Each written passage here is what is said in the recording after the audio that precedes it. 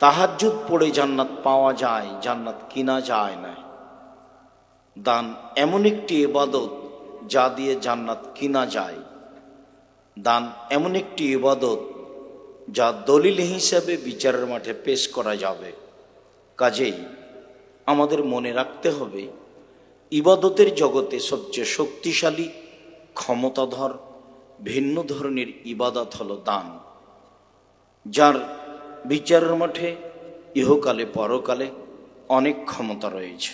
মর্মে আমরা আপনাদের সামনে একটি অতীব গুরুত্বপূর্ণ তথ্যবহল দান সম্পর্কে বিবরণ পেশ করার চেষ্টা করব ইনশাআল্লাহ। সম্মানিত দিনী ভাই বোন, আমি আমার কথা বলার পূর্বে আপনাদের সামনে কিছু কথা বলে নিই, তাতে আমাদের ছেলেরা এই বারান্দায় দেখো তো, কোনো ছেলে যেন দাঁড়িয়ে না থাকে। ওই যে দেখা যাচ্ছে, তোমাদের একটু ইতস্তবোধ হয় না? আর যারা বারান্দায় গল্প করছে তাদের লজ্জাবোধ হয় না? ওখানে কি করছো? এই ছেলেরা যাও, বারান্দায় কি করে ওরা? দেখো দাঁড়িয়ে আছে কেন, ওখানে আছে কেন? তোমরা কি করো এখানে? খেলাধুলার জন্য এখানে এসেছো এখন? আর আপনারা যারা দোকানপাটে বসে আছেন, বাজার কি উঠে চলে গেছে? দোকানপাট কি মানুষ নিয়ে চলে গেছে? কাল দিনে কি করবেন? আপনারা একটু শরম বোধ হয় না কেন? আমি তো সূচনাতেই বলেছি যে এটা সালাফি কনফারেন্স, এখানে বিষয়ভিত্তিক বক্তব্য হয়। আপনি সারাদিন হেঁটে বেড়াবেন, দোকানপাটে দাঁড়িয়ে থাকবেন, হ্যাঁ করে হেসে বেড়াবেন, এটা কোনো কথা হলো? এটা আদর্শ হলো আপনার? আপনি কোন লজ্জায় দোকানের সামনে দাঁড়িয়ে আছেন? আপনি এখন চা খেতে গেলেন কেন? যা টাকা পয়সা নিয়ে এসেন খেয়েই শেষ করবেন? এটা আপনার মানবতা ভিতরে কাজ করে না কেন? আপনার একটা ইতস্তবোধ ভিতরে কাজ করে না কেন? আর আপনার একটা বিবেচনা ভিতরে কাজ করে না কেন? কেন জানি আপনাকে দেখলে কেমন কেমন লাগে। কোন শরমে আপনি সন্ধ্যা থেকে এভাবে ঘুরে বেড়াচ্ছেন?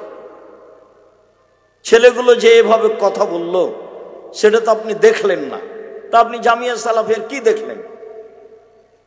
আমি তো দেশের মানুষের কাছে বিভিন্নভাবে ভিক্ষা করে এই জামিয়া সালাফে একটা ভালো থেকে ভালো পর্যায়ে নিয়ে যাব ইনশাআল্লাহ। এই ব্যাপারে জীবন বাজি রেখে চেষ্টা চালিয়ে যাচ্ছি। আর আপনি এই চেষ্টাকে স্বাভাবিকভাবে দেখবেন কেন? আমি আপনাকে খুব সম্মান সহকারে ডেকে নিয়ে এসেছি এখানে, বাংলাদেশের বিভিন্ন জেলা থেকে। এখানে কাউকে উঠানো হয় না, এখানে কাউকে নামানো হয় না, এখানে কারো নামে স্লোগান হয় না। এখানে শুধু দিন প্রচারের কথা হয়, কোনো দল মাঝাবের কথা হয় না, কোনো সংগঠনের কথা হয় না। আলেম ওলামা আসবেন, বিষয়ভিত্তিক কথা বলবেন। এই বিবেচনা আপনাকে থাকতে হবে, আপনার কাছে থাকতে হবে, এটা উচিত। এসেছেন কিন্তু তাসবিহ তাহলিল জিকির আজকার করে কিছু বক্তব্য শুনে পাথেয় হিসেবে নিয়ে যাবেন। লাখ লাখ টাকা খরচ করে দেশ বিদেশের আলেম ওলামা নিয়ে আসলাম, আর আপনি একটা স্বাভাবিক অনুষ্ঠান মনে করলেন, হাট বাজারে ঘুরে সময় শেষ করলেন। তোমরা যারা আমাদের ছেলেরা, বড় ছেলেরা, এখানে থাকতে হবে না আমার কাছে, যাও এখান থেকে নিয়ে একবারে শেষ পর্যন্ত ঘরে এবং বারান্দায় যেন কোনো ছেলে না থাকে। যদি থাকে এটা তোমাদের অযোগ্যতা। শিক্ষকদের সাথে নাও, এখানে মজাক করতে আসা হয়নি। যারা আপনারা শিক্ষিকা আছেন, পরিবেশ কন্ট্রোল করেন। ছাত্রীরা দৌড়িয়ে বেড়াচ্ছে কেন? বাইরে ঘুরে কেন? কি করেন আপনি? এটাই শিখিয়ে দিলাম। নিজ নিজ স্থান থেকে আপনি আপনার স্থান পরিষ্কার করুন। শিক্ষক শিক্ষিকা, ছাত্রছাত্রী সকলকেই বিশেষভাবে সতর্ক করা যাচ্ছে। আপনারা যারা বাংলাদেশের বিভিন্ন জেলা থেকে কষ্ট করে এসেছেন, গাড়ি ভাড়া করে, টাকা পয়সা খরচ করে, আমি আপনাদেরকে আন্তরিক ভালোবাসা জানাতে চাই। সেটা হলো এই কষ্ট হলেও এখানে বসে বক্তব্য শুনবেন। একটা সময়ে বক্তব্য শেষ হয়ে যাবে, তখন আমরা যা কিছু আরামের জন্য যেভাবে গ্রহণ করা করব। পিছনে বড় মসজিদ আছে, অনেক রুম আছে, সেখানে গিয়ে অবস্থান করব। এখানেও করতে পারি, কেন ঘুরে বেড়াই? আপনার ঘুরে বেড়া দেখে, যেখানে সেখানে চলা দেখে আমি কষ্ট পাই। নিজেকে মানুষ মনে করবেন। বুঝেও বুঝে না ওরা, অন্তর আছে বুঝে না, দেখেও দেখে না ওরা, চক্ষু আছে দেখে না, শুনেও শুনে না ওরা, কান আছে শুনে না। উলাইকা কাল আনাম, তারা পশু প্রাণীর মতো, তারা গরু ছাগলের মতো, তারা কুকুর শ্রীগের মতো ভালো মজাল, বরং তার চেয়ে খারাপ পশু প্রাণী। আল্লাহ বলছে কেন ঘুরে বেড়াবো? গরু ছাগলের মতো মানুষ, এ কথা আল্লাহ বলছে। কুকুর শ্রীগের মতো মানুষ, এ কথা আল্লাহ বলছে। অতএব সম্মানিত দিনী ভাই বোন, যারা যেখানে আছেন নিজ নিজ কর্ম ত্যাগ করে, দোকানপাটের লেনদেন ক্রয় বিক্রয় বন্ধ করে, রাস্তাঘাটে চলাচল বন্ধ করে সামনে এসে বক্তব্য শোনার প্রাণপণে চেষ্টা করুন। দেশ বিদেশের লক্ষ লক্ষ টাকা খরচ করে আলেম ওলামাদেরকে নিয়ে আসা হয়েছে আপনাদের জন্যই। সময়ের গতি তারা আপনাদের সামনে আসবে ইনশাআল্লাহ। সম্মানিত দিনী ভাই বোন, আমি আপনাদের সুবিধার্থে জামিয়ার সকল ছাত্রছাত্রীকে, শিক্ষক শিক্ষিকাকে এ ব্যাপারে সতর্ক করছি যে আপনারা নিজ নিজ দায়িত্বে সোচ্চার হন। যারা মসজিদে শুয়ে আছেন তাদেরকে আমরা উঠিয়ে দেওয়ার জন্য অনুরোধ জানাচ্ছি। আপনি এখনই এসে সন্ধ্যে থেকে শুয়ে থাকবেন কেন? সময় তো একটা আছে। আমি তো আপনার সাথেই আছি। আমি তো মনে করি 6 মাস আমি গাড়িতে থাকি, 6 মাস আমি মাটিতে থাকি। প্রোগ্রাম যতদিন চলে রাস্তাতে আছি, গাড়ি থেকে নেমে ক্লাসে ঢুকি, ক্লাস থেকে বের হয়ে আবার গাড়িতে প্রোগ্রামে যাই। আমি তো আপনার সাথে আছি। সম্মানিত দিনী ভাই বোন, মহান আল্লাহ বলেন, আল্লাযীনা ইউনফিকুনা আমওয়ালাহুম বিল-লাইলি ওয়ান-নাহার, যারা টাকা পয়সা আল্লাহকে সন্তুষ্ট করার জন্য রাতে দিনে ব্যয় করে, রাতে দিনে দান করে, সিরওয়ালা নিয়ে প্রকাশ্যে দান করে, গোপনে দান করে, প্রকাশ্যে দান করে, গোপনে দান করে, দিন রাত দান করে, ফালাহুম আজরুহুম ইনদা রাব্বিহিম, তাদের জন্য তাদের প্রতিপালকের নিকটে প্রতিদান রয়েছে। ফালা খাউফুন আলাইহিম, বিচারের মাঠে তাদের কোনো আশঙ্কা ভয় ভীতি থাকবে না। ওয়ালাহুম ইয়াহজানুন, তারা বিচারের মাঠে চিন্তিত হবে না যে আমাদের কি হবে, আমরা জান্নাত পাবো কি পাবো না, আমাদের কি জাহান্নাম হবে। যেমন তাদের কোনো আশঙ্কা ভয় ভীতি থাকবে না, তেমন তারা দুশ্চিন্তা ভোগ করবে না। তারা সহজেই জান্নাত পাবো এমনটা আশা করবে। এ কথা আল্লাহ তাআলা বলেন। যারা দিনরাত দান করে, যারা গোপনেও প্রকাশ্যে দান করে। অত্র আয়াতে বোঝা যায় যে দান প্রকাশ্যে করা যায়, দান গোপনে করা যায়, অবশ্যই তা যেন লোক দেখানো না হয়। মহান আল্লাহ বলেন, আল্লাযীনা ইউনফিকুনা ফিস-সাররাই ওয়াদ-দাররাই ওয়াল কাযিমিনাল গায়জ ওয়াল আফিনা আনিন নাস, যারা দান করে আল্লাহকে সন্তুষ্ট করার জন্য সচ্ছল অসচ্ছল অবস্থায়, সচ্ছল হলেও দান করে, অসচ্ছল হলেও দান করে। যারা সচ্ছল, সচ্ছলতা অনুযায়ী বেশি দান করবে, যারা অসচ্ছল, অসচ্ছলতা অনুযায়ী কম দান করবে, সবাই দান করবে, তাদের জন্য জান্নাত রয়েছে। আল কাযিমিনাল গায়জ, এবং রাগকে দমন করবে, রাগ করে কিছু করবে না। স্ত্রীকে গালি দেওয়া বা মারা বা তালাক দেওয়া বা প্রতিবেশীর সাথে ঝগড়াঝাঁটি করা, কোনো বিষয়ে রাগ করে কিছু করবে না। অল আফিনা আনিন নাস, এবং মানুষকে মাফ করবে, ছাড় দিয়ে চলবে। সব সময় ছাড় দিতে শিখতে হবে। দলীয় দাপট দেখিয়ে মানুষকে অপমান করা, জেল হাজত দেওয়া, মানুষকে খাটো করা, মানুষের নিন্দা করা, বদনাম করা, গীবত করা, এখান থেকে বিরত থাকতে হবে। মানুষের জীবনে আল্লাহকে সন্তুষ্ট করার জন্য সবচেয়ে জরুরি কাজ হবে, যার ব্যাপারে আল্লাহ তাআলা জান্নাত ঘোষণা করেছেন, তা হলো সচ্ছল অসচ্ছল অবস্থায় দান করা। 1, 2 হলো রাগকে দমন করা, 3 হলো আপনার মানুষকে মাফ করে দেওয়া। সব সময় ছাড়ের ব্যাপারে মনোযোগী হতে হবে। মানুষের প্রতিশোধ নিতে হবে না, মানুষের প্রতিবাদ করতে হবে না।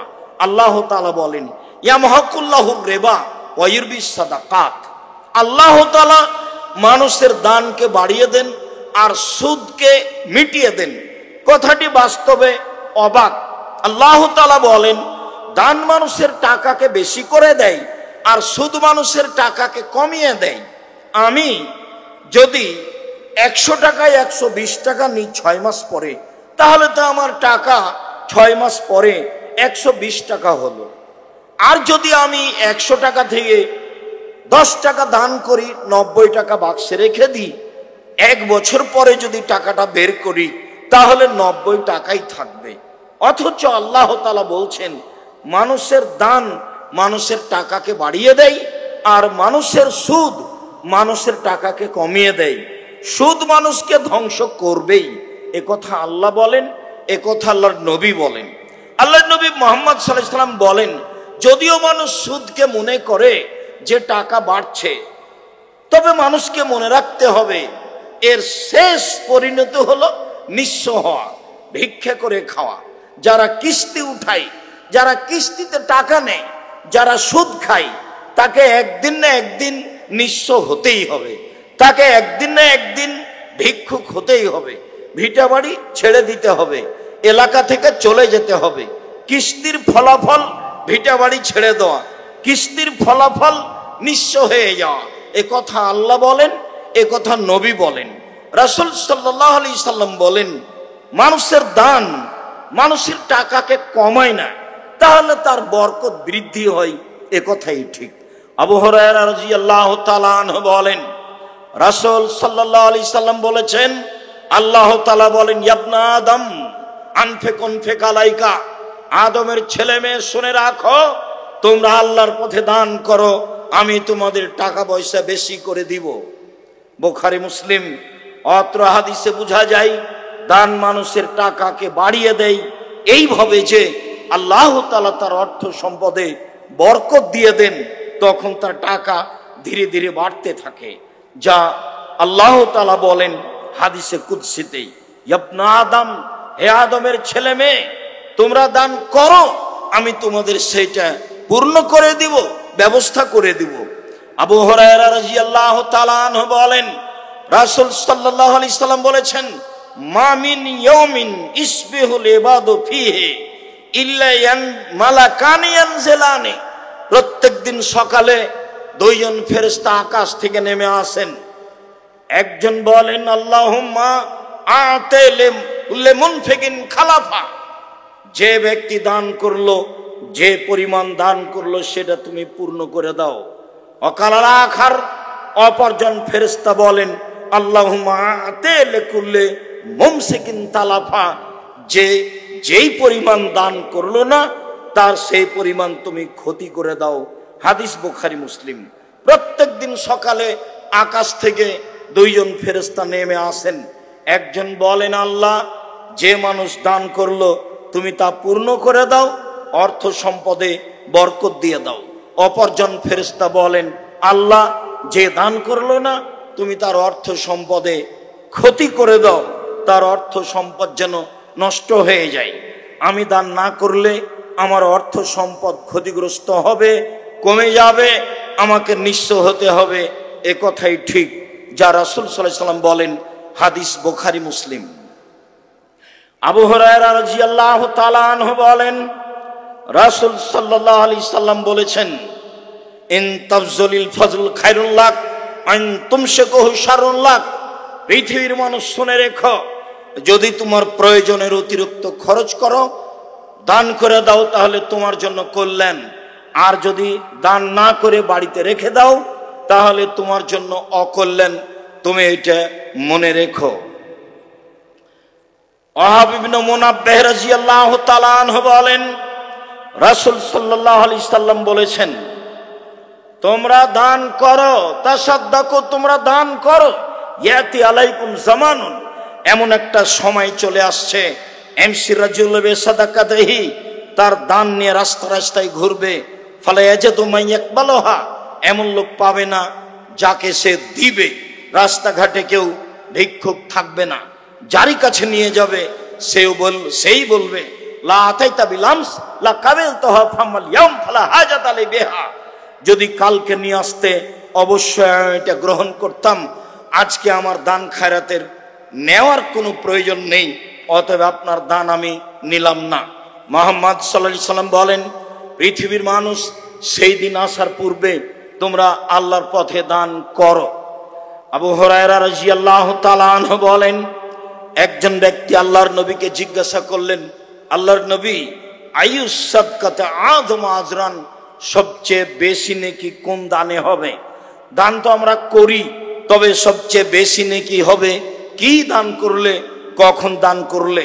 তখন আল্লাহ রাসূল বলছেন যে আনতা সাদ্দাক, তুমি দান করবে, আনতা সাহিহুন, তখন তুমি সুস্থ, অসাহিহুন, তুমি অর্থের লোভী, অতাকশাল ফাকরা, দিলে কমে যাবে, অতামালুল গেনা, ধনী হওয়ার মন চায়। চারটে জিনিস যখন একসাথে তোমার ভিতরে বিরাজ করবে, এই সময়ে যদি দান করো তাহলে তোমার দানে সবচেয়ে বেশি নেকি হবে। এক, যখন তুমি সুস্থ, বিপদে পড়ে দান করো সেটা ভিন্ন কথা, তাতে নেকি হবে, তবে সবচেয়ে বেশি নেকি হবে না। যখন তুমি সুস্থ তখন তুমি দান করো, সবচেয়ে বেশি নেকি হবে। দুই, যখন তুমি অর্থের লোভী তখন তুমি দান করো, তাহলে তোমার দানে সবচেয়ে বেশি নেকি হবে। তিন, যখন তুমি মনে করছো দিলে কমে যাবে, যা শয়তান বারবার বলে দিও না, দান করো না, কেন? ইন্নাশ শায়তানা ইয়াদুকুমুল ফাকরা,